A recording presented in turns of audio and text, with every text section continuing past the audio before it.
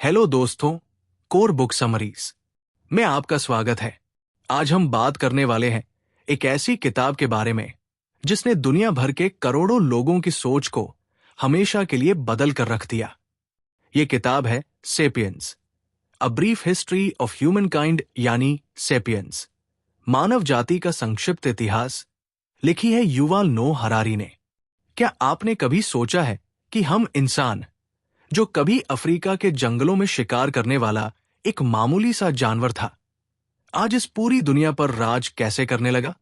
कैसे हमने आग को काबू किया, पहिए का आविष्कार किया और आज चांद पर कदम रख दिया। यहां तक कि अब हम जीन्स को एडिट कर रहे हैं और आर्टिफिशियल इंटेलिजेंस बना रहे हैं। लेकिन क्या यह सफर इतना आसान और शानदार रहा है, या इसके पीछे छुपा है एक ऐसा सच जो आपको हैरान कर देगा? आज की इस वीडियो में हम 70,000 साल के इस शानदार और डरावने सफर की पूरी कहानी जानेंगे। ये सिर्फ एक बुक समरी नहीं है, ये आपको खुद से सवाल करने पर मजबूर कर देगी। तो बने रहिए हमारे साथ आखिरी तक। अध्याय 1, संज्ञानात्मक क्रांति, वो पल जब हमने कहानियां बनाना सीखी। लगभग 70,000 साल पहले की बात है।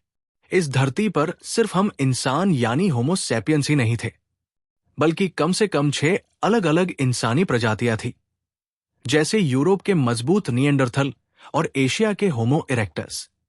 और उस वक्त हम सैपियंस कोई खास नहीं थे। हम भोजन श्रृंखला में बीच में आते थे, शिकार करते थे और खुद भी शिकार बनते थे। फिर अचानक एक जादुई घटना घटी। हमारे दिमाग में एक छोटा सा बदलाव हुआ। युवाल हरारी इसे संज्ञानात्मक क्रांति या कॉग्निटिव रेवोल्यूशन कहते हैं। यह बदलाव था हमारी भाषा का। आप सोच रहे होंगे, भाषा तो और जानवरों के पास भी होती है। बंदर चिल्लाकर चेतावनी दे सकते हैं, शेर आ रहा है। लेकिन हमारी भाषा में एक अनोखी शक्ति थी। हम उन चीजों के बारे में बात कर सकते थे जो वास्तव में है ही नहीं। हम काल्पनिक कहानियां बना सकते थे। हम ये नहीं कह सकते थे कि शेर आ रहा है, बल्कि हम ये कह सकते थे कि ये शेर हमारे कबीले का रक्षक देवता है। ये एक क्रांतिकारी बात थी। इस एक वाक्य ने हमें वो शक्ति दी जो दुनिया के किसी भी दूसरे जानवर के पास नहीं थी। विशाल पैमाने पर लचीले सहयोग की। चींटियां तो करोड़ों की संख्या में काम करती है, लेकिन उनका सहयोग रोबोट जैसा बहुत ही रिजिड होता है। चिंपैंजी लचीले ढंग से सहयोग कर सकते हैं, लेकिन सिर्फ 50 से 100 के छोटे समूह में, जहां सब एक दूसरे को जानते हों। लेकिन हम सैपियंस अपनी काल्पनिक कहानियों की बदौलत अनजान लोगों के हजारों, लाखों, करोड़ों के समूह को एक साथ जोड़ सकते थे। ये कहानियां क्या थी? भूत भगवान, एक अदृश्य शक्ति में विश्वास जो पूरे कबीले को जोड़ती। देश और राष्ट्र भारत, अमेरिका जैसी कल्पनाएं जिनके लिए लोग जान देने को तैयार हो जाते हैं। कानून और मानवाधिकार, न्याय और अधिकार जैसी अमूर्त चीजें। पैसा और कंपनियां एक कागज के टुकड़े, नोट या एक कानूनी दस्तावेज, कंपनी में विश्वास। इस नई शक्ति के साथ सैपियंस अफ्रीका से निकले और पूरी दुनिया में फैल गए। और जहां भी गए, वहां की पारिस्थितिकी तंत्र को हमेशा के लिए बदल दिया। विशालकाय वूली मैमथ, विशाल कंगारू, एक के बाद एक प्रजातियां विलुप्त होती चली गई। हम इस ग्रह के सबसे खतरनाक शिकारी बन गए। लेकिन क्या ये जीत हमारी खुशी की गारंटी थी? इस सवाल का जवाब हमें अगले अध्याय में मिलेगा। अध्याय 2, कृषि क्रांति, इतिहास का सबसे बड़ा धोखा। लगभग 12,000 साल पहले इंसान ने खेती की खोज की। हमें स्कूल में पढ़ाया जाता है कि ये एक महान छलांग थी। हमने घुमक्कड़ जीवन छोड़कर बस्तियां बसाई, सभ्यता की शुरुआत की। लेकिन हरारी का कहना है कि ये इतिहास का सबसे बड़ा धोखा था। क्यों? क्योंकि शिकारी संग्राहक का जीवन इससे कहीं बेहतर था। वे दिन में सिर्फ 3 से 4 घंटे काम करके ही अपना भोजन जुटा लेते थे। उनका आहार विविधतापूर्ण और पौष्टिक था। उन्हें भविष्य की चिंता नहीं थी। खेती ने इस आजाद जीवन का अंत किया। अब इंसान को एक ही जगह बंद कर सुबह से शाम तक खेतों में पसीना बहाना पड़ता। उसका आहार सिमटकर कुछ अनाजों तक रह गया, जिससे कुपोषण फैला। एक जगह रहने और जानवरों के संपर्क में आने से नई बीमारियां पनपी। सबसे बड़ी बात, खेती ने हमें भविष्य की चिंता दी। कल बारिश होगी या नहीं, फसल बचेगी या नहीं, ये चिंता आज तक हमारे दिमाग से नहीं गई। इसके साथ ही पैदा हुई संपत्ति की अवधारणा, ये मेरी जमीन है, ये मेरा अनाज है। और जहां संपत्ति आई, वहां आई असमानता। समाज राजा, पुजारी, किसान और गुलामों में बंट गया। एक औसत किसान का जीवन एक औसत शिकारी से कहीं ज्यादा कठिन और तनावपूर्ण हो गया। तो कृषि क्रांति एक ऐसा जाल थी जिसमें हम आबादी बढ़ने के चक्कर में फंसते चले गए। वापस लौटना नामुमकिन था। हमने भोजन की सुरक्षा के चक्कर में अपनी आजादी और खुशी दोनों गंवा दी। अध्याय 3, मानवता का एकीकरण, पैसा, साम्राज्य और धर्म।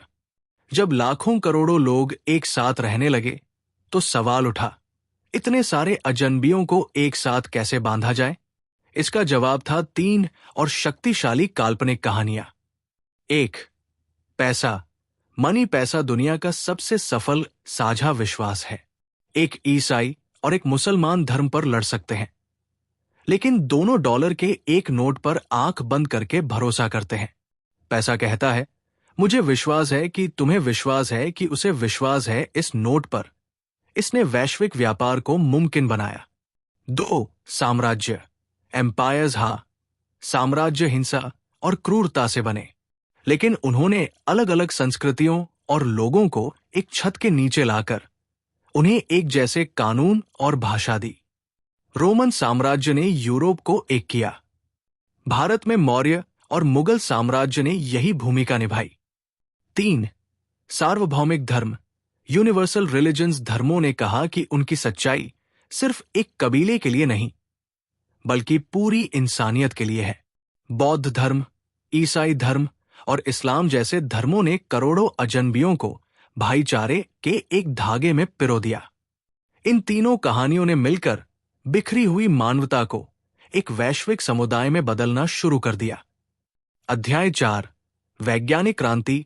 जब हमने कहा हमें नहीं पता, लगभग 500 साल पहले तक इंसान मानता था कि सारा ज्ञान पहले से ही धार्मिक किताबों और प्राचीन ग्रंथों में मौजूद है।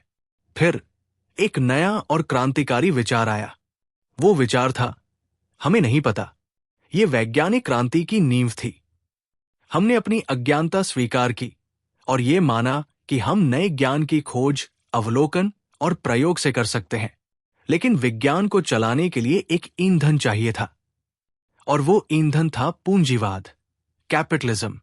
पूंजीवाद ने विकास और भविष्य में विश्वास का सिद्धांत दिया। बैंकों ने उद्यमियों को कर्ज दिया, क्रेडिट। उन्होंने नई खोजें की, मुनाफा कमाया और उसे फिर से शोध में लगाया। ये एक शक्तिशाली चक्र बन गया। इस तिकड़ी विज्ञान, साम्राज्यवाद और पूंजीवाद ने यूरोप को दुनिया का शासक बना दिया। कोलंबस और कैप्टन कुक जैसे खोजकर्ता वैज्ञानिकों के साथ निकले। उन्होंने नई दुनियाएं जीती और उनसे मिले धन ने और विज्ञान को बढ़ावा दिया। इसी क्रांति ने हमें ट्रेन, कार, एंटीबायोटिक्स, कंप्यूटर और परमाणु बम दिया।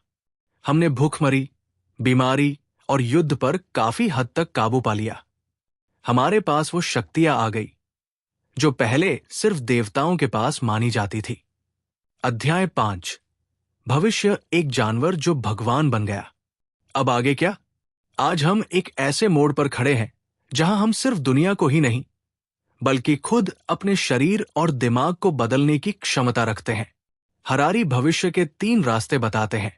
जैविक इंजीनियरिंग, बायोलॉजिकल इंजीनियरिंग, क्रिस्पर जैसी तकनीक से हम अपने जीन्स को बदल सकते हैं। अमीर लोग सुपर ह्यूमन बच्चे पैदा कर सकते हैं जो ज्यादा ताकतवर, ज्यादा बुद्धिमान होंगे। इससे समाज में एक ऐसी खाई पैदा होगी जैसी पहले कभी नहीं थी, 2 अलग अलग प्रजातियों के बीच की खाई। साइबोर्ग इंजीनियरिंग, साइबोर्ग इंजीनियरिंग, अपने शरीर को मशीनों के साथ जोड़ना। आर्टिफिशियल अंग, ब्रेन चिप्स जो इंटरनेट से जुड़े।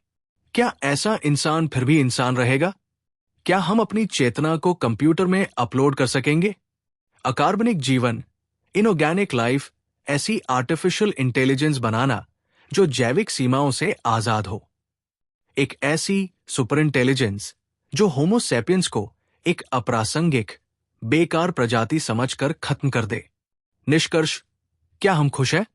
हरारी सबसे महत्वपूर्ण सवाल पूछते हैं, क्या इस पूरी यात्रा ने हमें खुश किया है? क्या आज का एक औसत इंसान एक शिकारी संग्राहक से ज्यादा संतुष्ट है? जवाब शायद न में है। हमने बाहरी दुनिया पर तो कब्जा कर लिया, लेकिन अपनी आंतरिक दुनिया, अपनी खुशी पर नहीं। हमारे पास भगवान जैसी शक्तियां हैं, लेकिन हमारी इच्छाएं और भावनाएं अभी भी पाषाण युग के हैं। हम गैर-जिम्मेदार भगवान हैं जो ये नहीं जानते कि इस शक्ति का सही इस्तेमाल कैसे करें। अंतिम सवाल, हम क्या बनना चाहते हैं? What do we want to want? इस किताब की सबसे बड़ी सीख ये है, हमारी पूरी दुनिया, हमारे समाज, हमारे पैसे, हमारे देश, ये सब उन साझा कहानियों पर टिके हैं जिन पर हम सामूहिक रूप से विश्वास करते हैं। ये जानना आपको आजादी देता है, क्योंकि अगर ये सब एक कहानी है तो कहानियां बदली जा सकती है। हम इतिहास के सबसे महत्वपूर्ण मोड़ पर खड़े हैं। हमारा अगला कदम तय करेगा कि इंसानियत की ये कहानी एक शानदार भविष्य की ओर जाएगी या अपने ही विनाश की गाथा लिखेगी। दोस्तों, अगर ये विस्तृत समरी आपको पसंद आई, अगर इसने आपको सोचने पर मजबूर कर दिया, तो इस वीडियो को लाइक जरूर करें। कमेंट में बताएं कि आपको सबसे हैरान करने वाली बात कौन सी लगी। क्या आपको लगता है कि हम एक गैर-जिम्मेदार भगवान बन गए हैं? और सबसे जरूरी, इस ज्ञान के सफर को जारी रखने के लिए कोर बुक समरीज चैनल को सब्सक्राइब और बेल आइकन को दबाना न भूलें, ताकि आप ऐसी ही गहन किताबों के रहस्यों से रूबरू होते रहें। आपका बहुत बहुत धन्यवाद। अगली वीडियो में एक नई किताब के साथ मिलते हैं। जब तक के लिए नमस्कार।